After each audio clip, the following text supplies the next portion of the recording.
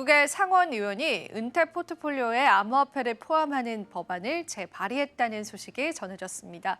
이일 외신 크립토 뉴스랜드에 따르면 미국의 앨리베마주 상원의원 토미 터버빌이 은퇴기금에 암호화폐를 포함할 수 있도록 허용하는 금융자유법을 재발의할 계획을 밝혔습니다.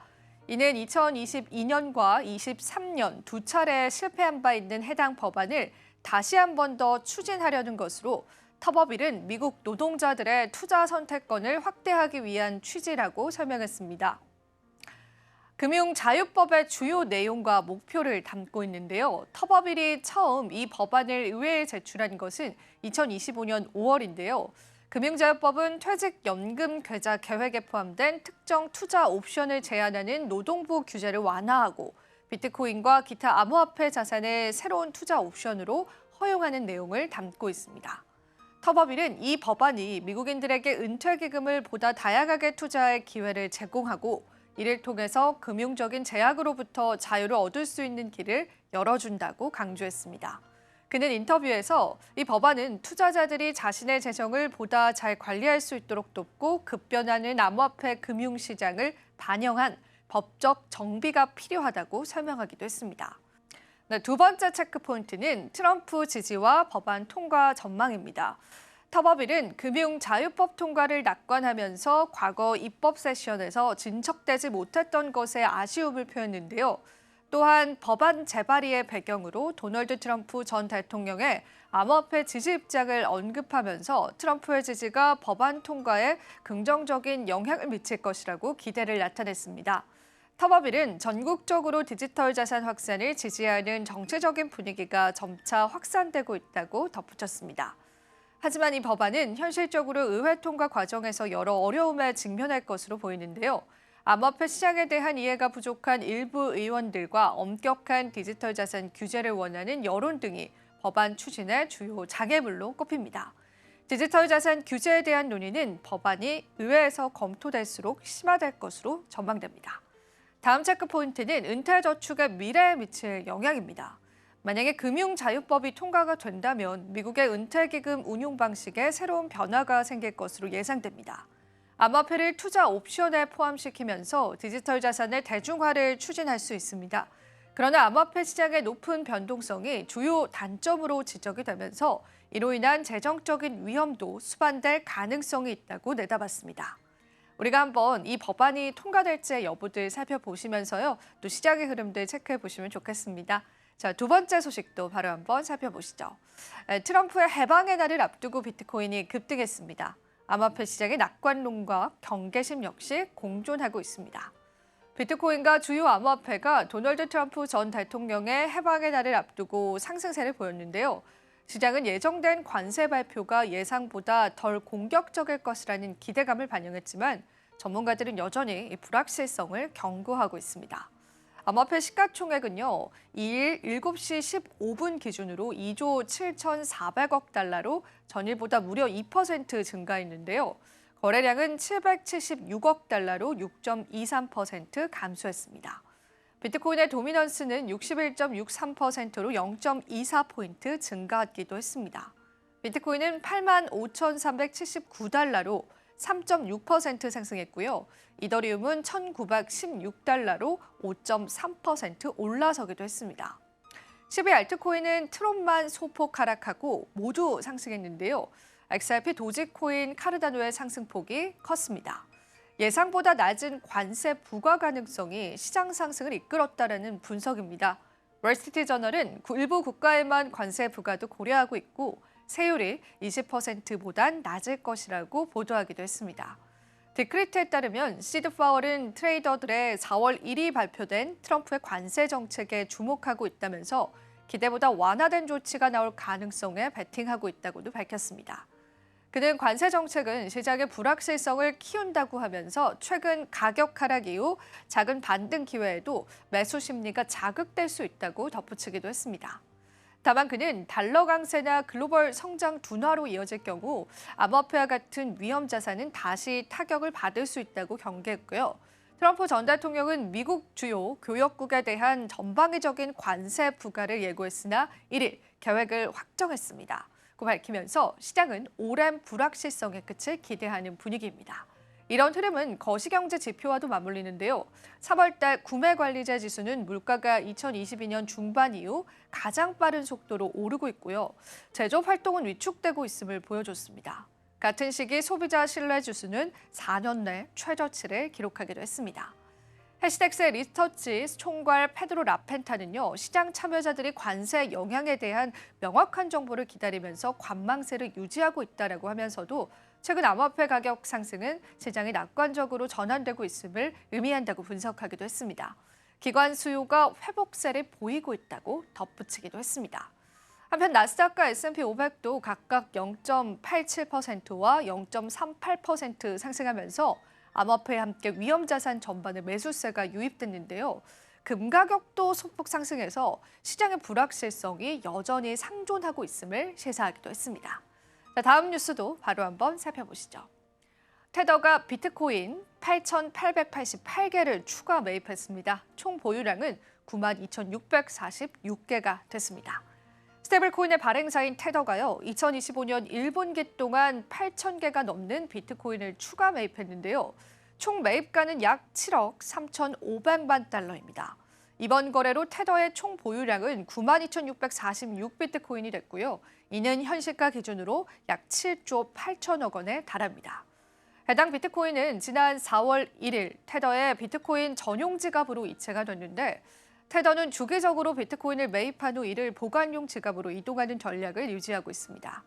현재 테더는 단일 지갑 기준 6번째로 많은 비트코인을 보유한 기관이기도 합니다. 테더는 2022년 9월부터 비트코인을 꾸준하게 매입해왔고요.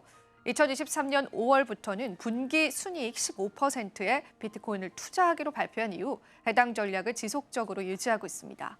이를 통해 테더는 약 38억 6천만 달러의 평가 차익을 기록 중입니다. 올해 1분기 비트코인 가격이 약 12% 하락했음에도 불구하고 테더는 매일 전략을 고수하고 있는데요. 업계 전문가들은 이를 장기적인 포트폴리오 다각화 전략의 일환으로 보고 있습니다. 테더는 비트코인 외에도 금과 미국 국채, AI와 에너지 등 투자처로 수익원을 다 변화하고 있는데요. 2024년에는 130억 달러의 순이익을 기록했고 주요 수익원은 미국 국채에서 발행한 이자 수익과 자산의 평가 이익이었습니다. 현재 테더가 발행한 USDT의 총 공급량은 약 1,450억 개로 세계 최대 스테이블코인 지위를 유지 중입니다. 최근 테더는 사이먼 맥윌리엄스 최고 재무책임자로 영입하면서 완전한 재무감사 추진에 나섰고요. 파울로 아르도이누 테너 CEO는 완전한 외부 감사를 확보하는 것이 최우선 과제라고 밝히기도 했습니다. 자, 다음 소식도 바로 한번 살펴보시죠. 미국 의회에서 스테이블코인 법안 최종 조율 단계에 진입했다는 분석이 나왔습니다. 미국 의회가 스테이블코인에 대한 첫 연방 법안을 두고 최종 협상에 들어갔는데 상원의 법안과 하원의 법안이 각각 상정돼 있고요. 올해 안에 하나의 통합 법안으로 통과될 가능성이 크다고 합니다. 이 제니어스 법안은 2025년 2월 공화당 소속의 빌 해거티 상원의원이 발의했는데 이 법안은 스테이블코인을 디지털 달러의 일부로 간주하고 은행뿐만 아니라 비은행 민간 기업도 발행할 수 있도록 허용하는 법안입니다. 특히 발행 규모가 100억 달러 미만인 소규모 발행자는 주정부 감독하에 운영할 수 있도록 했고요. 반면에 100억 달러 이상을 발행하는 연방통화감독청 등 연방기관의 감독을 받는다고 합니다. 그리고 스테이블 법안은 스테이블 코인을 디지털 현금으로 간주를 하면서 금융 시스템 안정을 최우선으로 하는데 이 법안은 특히 이자 지급을 명확하게 금지해서 스테이블 코인을 단순한 결제 수단으로 한정합니다. 또한 알고리즘 기반의 스테이블 코인의 신규 발행을 2년간 유예하는 조항을 포함해서요. 테라 붕괴 사례를 고려했습니다. 두 법안 모두 스테이블 코인에 대한 연방 면허제 도입과 1:1 준비금 보유, 투명한 공시와 감사 의무, 소비자 보호를 위한 자산 분리, 우선 변제 권리 보장과 증권 상품이 아님을 명시하는 조항을 담고 있습니다. 이는 스테이블코인 산업을 제도권으로 편입하는 굉장히 중요한 움직임입니다. 이와 같은 정책 방향은 시장의 불확실성을 줄이고요. 새로운 금융 서비스 개발을 촉진할 전망인데요. 미국의 금융당국과 트럼프 행정부가 법안 통과에 긍정적이기 때문에 올해 안에 하나의 통합 법안으로 가시화될 가능성이 큽니다. 특히나 세이블 법안의 이자 금지 조항과 라이선스 비용, 감사 의무 등은 기존 탈중앙 스테이블코인에 부담이 될 수 있고요. 반면에 대형 핀테크 기업과 기술 기업은 새로운 발행자로 부상할 가능성이 큽니다. 스테이블코인이 제도권에 도입이 되게 되면은 금융 안정성과 혁신 사이의 균형을 놓고 새로운 규제 경쟁이 펼쳐질 전망인데요. 미국 스테이블코인의 법안이 최종 형태는 글로벌 디지털 금융의 향방에도 결정적인 영향을 미칠 것으로 보여지고 있습니다. 자, 다음 소식도 바로 한번 살펴보시죠. 바이낸스에서 일부 암호화폐가 30분 만에 50% 폭락했습니다. 트레이딩 봇 오류 때문이라는 지적이 나옵니다. 세계 최대 암호화폐 거래소인 바이낸스에서 일부 암호화폐가 30분 만에 최대 50% 급락했다고 코인데스크가 보도했습니다. 이 보도에 따르면 바이낸스의 ACT는 50%, 그리고 DXE는 30%, DF는 20% 하락했고요. 이를 설명할 만한 특별한 요인은 아직 발견되지 않았습니다. 이들 토큰은 서로 관련이 없는 것으로 파악되고 있고요. 같은 시점에 대량 매도 물량이 발생했지만 다른 암호화폐들은 비슷한 급락을 겪지 않았다고 코인데스크는 전했습니다. 바이낸스뿐만 아니라 다른 중앙화 거래소와 탈중앙화 거래소들에서도 비슷한 급락세가 포착이 됐는데요. 이에 따라 시장에서는 트레이딩 봇 오류가 원인일 가능성이 제기되고 있다는 말을 코인데스크는 전하기도 했습니다. 뚜렷한 악재 없이 코인이 급락을 했기 때문에 이게 트레이딩 봇에 관한 오류로 지적이 되고 있는 시점인데요. 아직 바이낸스 측에서는 특별한 입장 표명이 없는 것으로 알려져 있습니다. 계속되는 시장의 이야기들 팔로우 해보시면 좋겠습니다. 다음 소식도 살펴보시죠. 미국 은행 5곳 트럼프 가문의 계좌 폐쇄 논란에 휩싸였습니다. 현재 시간으로 1일 데일리 호들에 따르면 미국의 대형 은행 5곳이 정치적인 이유로 트럼프 가문의 은행 계좌를 갑작스럽게 해제했다는 의혹을 받고 있습니다. 트럼프 가문이 이에 맞서는 미국의 주요 은행들과의 갈등을 본격화하고 있습니다. 에릭 트럼프는 최근 폭스 비즈니스와의 인터뷰에서 JP모건 체이스와 뱅크 오브 아메리카, 캐피털원과 TB뱅크, 그리고 퍼스트 리퍼블릭 등이 갑작스럽게 트럼프 가문의 계좌를 폐쇄했고 이는 바이든 행정부의 압력 때문이라고 주장했습니다. 그는 바이든 행정부의 사법적인 공격은 믿기 어려울 정도다.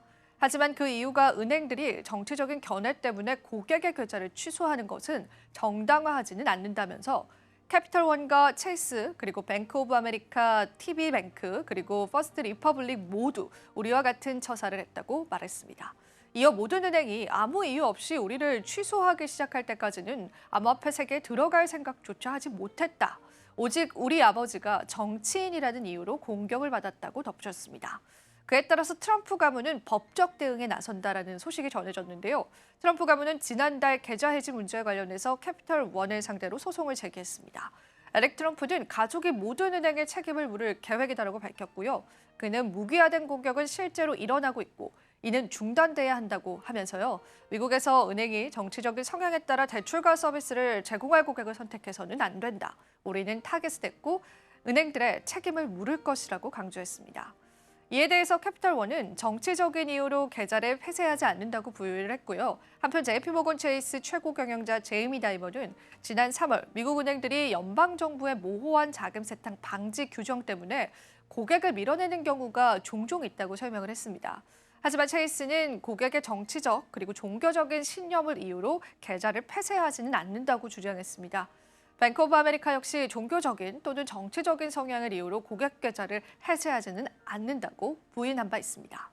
트럼프 대통령은 취임 몇 주 전 뱅크 오브 아메리카와 체이스를 공개적으로 비판을 했었는데 그는 계좌 해지와 관련해서 많은 보수주의자들이 은행들이 사업을 할 수 없게 한다고 불평한다고 주장했습니다. 이런 논란은 트럼프 가문의 금융활동과 관련해 정치적인 압박 논란이 더욱 커질 것으로 예상되고 있는 시점입니다. 자, 다음 뉴스도 바로 한번 살펴보겠습니다. 이번에는 마이크로 스트래티지 이야기인데요. 비트코인 매입 전략에 제동이 걸렸습니다. 월가에서 처음으로 매도 의견을 제시했습니다. 최근 코인데스크가 마이크 셀러가 이끄는 전략사의 비트코인 매입 전략에 대한 월스트리트 애널리스트의 평가를 보도했는데 투자은행 모네스 크레스피하트의 애널리스트 거스칼라는 전략사의 주식 등급을 중급에서 매도로 하향 조정하면서 비트코인 추가 매입에 필요한 자금 조달 능력에 한계가 있을 수 있다고 지적했습니다. 코인데스크 전략사는 최근 몇 달간 매주 상당한 양의 비트코인을 매입해왔고 총 52만 8,185개의 비트코인을 보유하고 있습니다. 이러한 매입은 주로 보통주 발행과 우선주 시리즈 판매를 통해서 자금을 조달했습니다.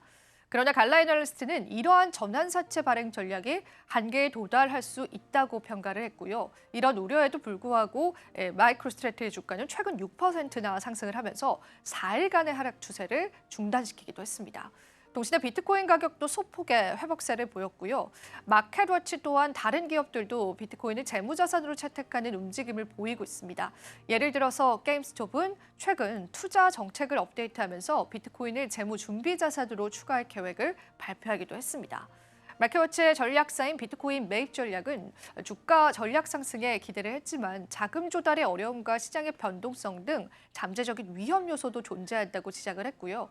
투자자들은 이러한 요소를 신중하게 고려해야 한다고 이야기하기도 했습니다. 다시 한번 정리를 해드리자면 월가에서 이 마이크로스트래티지, 그러니까 스트래티지에 관한 매수 의견에서 중립 그리고 하향 의견까지 내세웠다는 건데요. 월가 IB들이 스트래티지의 재무 구조에 관해서 비판을 하고 나섰습니다. 그에 따라서 스트래티지의 주가 흐름들도 여러분들 주시해 보시면 좋겠습니다. 자, 이렇게 해서 저와 함께 코인 뉴스룸 다양한 뉴스들 함께했습니다. 오늘도 여러분들에게 도움되셨을 시간이길 바라고요. 저희는 다음 시간에 더 알찬 정보들로 함께할게요. 시청해주신 여러분 고맙습니다.